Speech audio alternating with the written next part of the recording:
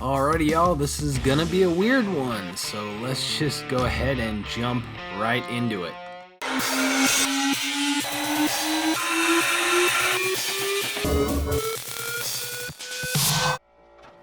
The project today is to try and make a sign that looks kind of like a watermark on drywall. The idea is we're gonna catch just a little bit of shadow, but it's not in your face, there's no color contrast, you're really just playing with shadows and depth here. So I called up my plastics person and asked them if they could route out the logo for me. I had the files, so I sent those right over to them. And they did so, didn't matter what it came out of, so we just got some 3/16 clear acrylic.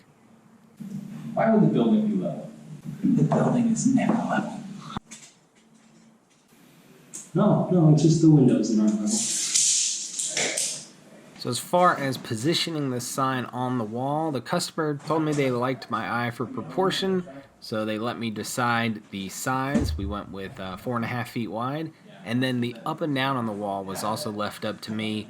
We didn't want to center between the windows, but we just played with it a little bit until we got everything lined up just where we wanted. It feels so wrong drawing on a briny wall. And with the sign in place, this big arch kind of determines where everything else goes, so we marked that off just with a pencil line on the wall and then started adding the rest of the pieces that make up the logo. It's really just 4 parts. We did split these M's up into 2 pieces because they're only attached at one little spot.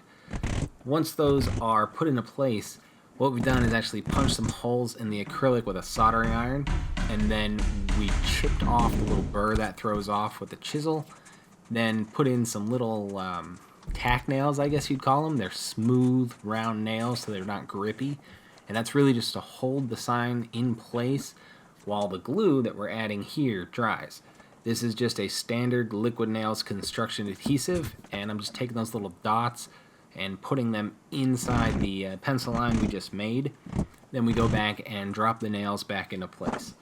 Those nails really aren't doing much. We could just pull this right off the wall, but they do keep everything in place while the glue sets up.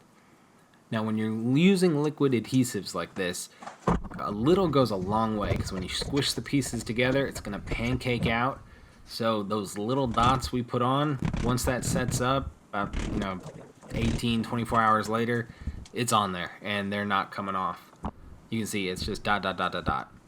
The other thing is, if you do lay down a heavy bead, you can actually trap air between your parts, and it like pressurizes, which will eventually cause those parts to separate while the glue is setting up. And I've actually had it happen to me where the parts just separate. The only explanation I can come up with is that there was some trapped air in there, and it just had a little bit of pressure that pulled everything back apart. So having a helper here is makes everything so much easier, because I can hold something while Tommy nails, or vice versa. Also got a second set of eyes. And these little pieces, the insides of the letters, are called counters, and they were difficult because that's all by eye. There's no real reference there. But the construction adhesive has a pretty decent initial hold, so we could put it on the wall, step back, look at it, and you can see the end result. This isn't going to fit to the wall dead perfectly, because the wall, of course, has a little texture to it, but what are you going to do? Now we come back in to clean up a little bit of that squeeze out, and actually a Bic pen cap is a great option there. So now we're back the next day, and I am using just some sharp flush cutters to pull those nails out. I'm not clipping anything off, just popping them out. And then we're going to jump over to a decently fast drying drywall texture. I don't like to use those real quick drying spackles because they're real light, and I don't know if it's surface tension or what, but they just don't spread out and work as well as a heavier mud like this does.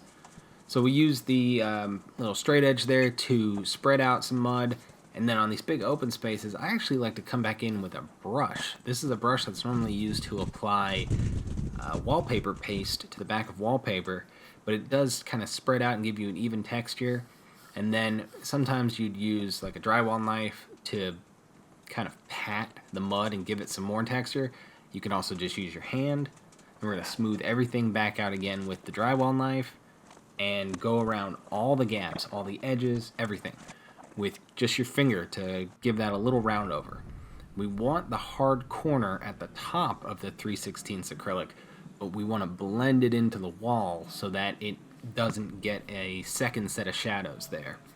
Then we're going to give that mud about 45 minutes or so just to start to firm up, and come back in with a sponge to clean up this edge here where the drywall mud is flowing onto the existing wall texture. We want to blend that out entirely so you don't see any sort of seam except for actually where the acrylic starts.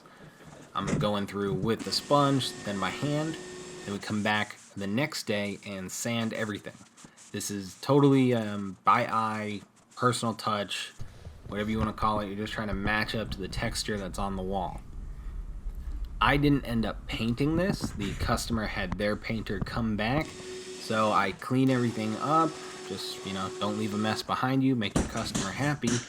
And then we head out. It was about a week later. They'd had their painter in. I came back and took a look at it, and I was really happy with the result. Here it is. I'm going to play around a little bit with the contrast here so you guys can see the shadows. In person, it's really subtle, and that's really hard to pick up on camera. So here you go. If you guys like this one and like seeing these explorations, I invite you to subscribe. As always, thank you to my patrons who help make this possible. And if you want to join them over on Patreon, we'll have a full bid breakdown of how I bid out this project. Until next time. Thanks for stopping by.